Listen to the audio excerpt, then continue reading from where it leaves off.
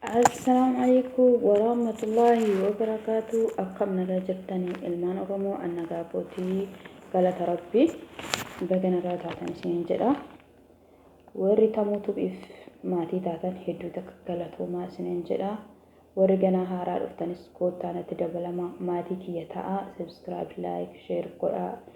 Hindagatinaa isiniin jedha. Warri maatii kiyya taatan ammoo like yeroo hundaa waliif haa taanu walaa jajjabeessinu isiniin jedha. Ilmaan Oromoo qaqqaaliiwwanii fi gargaariiwwan idila addunyaa irratti argamtanii wal malee maal qabnaan waliin dhaadannaa sanii wanti qabnu numa koottaa walaa jajjabeessinu. Warri yuutuuban qabnallee koottaa banadhaa isiniin jedha.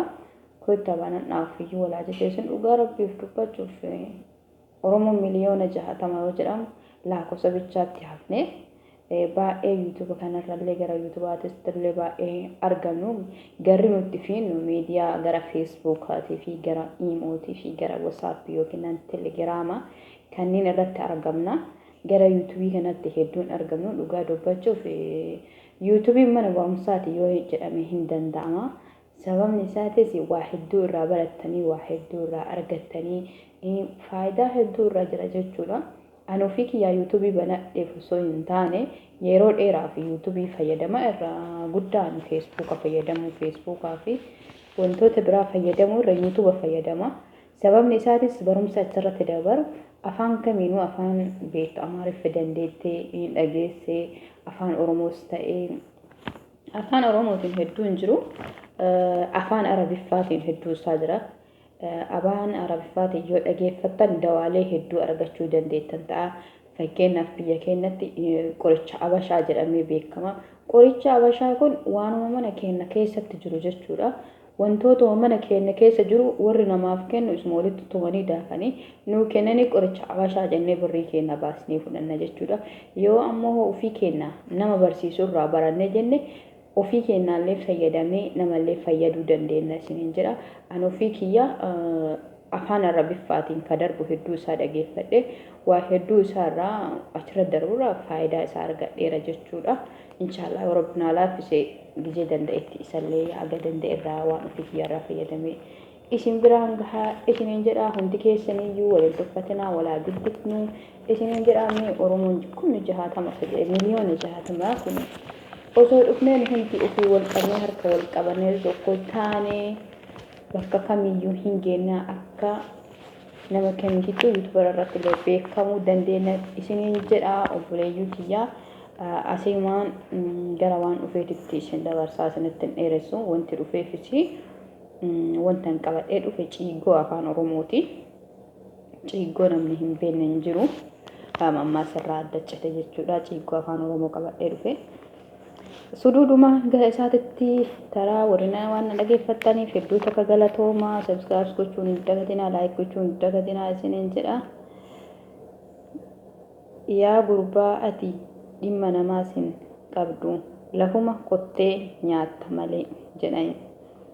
Gurbaan saawwan tiksee oolee beela'ee galee akaayii kadhannaan obboleettiin isaa akka ilkaan kee haa caccabsu malee akaayii anu siifan akaayaa obsi jetteen.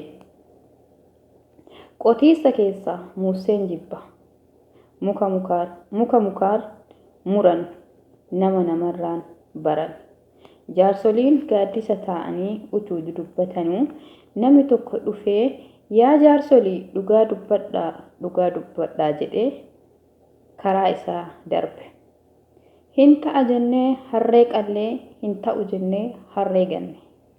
Iddoo kanatti akka mammaasaatitti hiikamna fakkaatee namni tokko waa jedhu yoo waa rakkatee jedhu hin ta'a jennee waan sangoonee wanti sun ta'uu didee hinaan dhiifneellee hin fudhatanii akka mammaasaatitti illee fudhata jechuudha. Garuu hedduu isaa baay'ee hin beeku. Waan egaa ofii kiyya akka mammaasaatitti fayyadama jechuudha. Isinis waan isinitti fakkaatetti fayyadamaa isiniin jira obboleeyyan kiyya. Hiriyaa tokko qottuu hafarsaa saafat facaasaaf dhufe ariifate. Tokko akkana jedhe yoo waan feete taate sanyiin kee har'uma faca'ee dhumaa hin booyin jedheen. Ayyaana qilleetiif re'ee qalatanii yoomittuu dafanii qalmee nyaatan ayyaanaaf re'ee qalatanii garuu odoo qalamee ta'e dhume ta'e nyaatame jedhama. Abbaan manaa rooba keessa dhufnaan haati manaa intala isheetiin abbaan kee tortoraadha.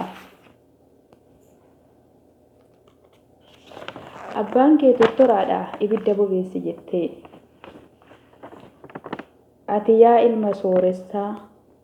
ilma sooressaa qottuu hoogdoo harkatti hin qabatin barruun si luqqa'a.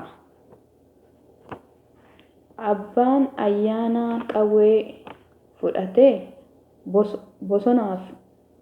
bosonaaf ajjeesuuf dhaqe. Haati manaa gabaabeen gaanii guuttee farsoo naqxee mataadhaan lixxee sosochoofte. Abbaan manaa qotiisa oolee dhufnaan haati intala isheetiin waamtee bishaan danfisiif abbaan kee dhoqqee haa dhiqatu jetteen.